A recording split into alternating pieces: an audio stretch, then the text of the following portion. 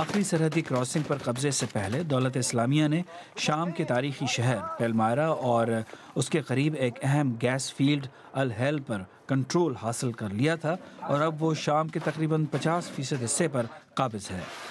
دولت اسلامیہ کے وحشیانہ طریقوں کی وجہ سے اس کے دشمن اس کی دہشت سے ہی مفلوج دکھائی دیتے ہیں۔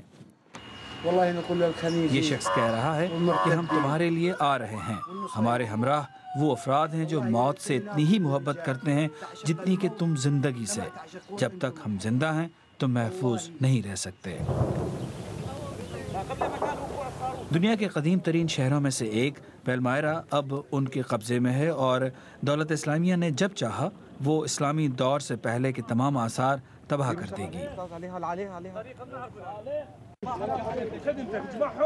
چند روز قبل دولت اسلامیہ نے عراق کے شہر رمادی پر کنٹرول حاصل کر لیا تھا۔ وہاں کے شہریوں کو دولت اسلامیہ سے بچنے کے لیے اپنے گھر بار چھوڑنے پڑے۔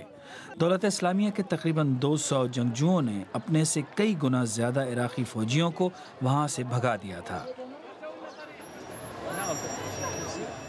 یہ سب کچھ بغداد سے صرف 60 میل کے فاصلے پر ہو رہا ہے، لیکن بظاہر بغداد پرسکون نظر آ رہا ہے۔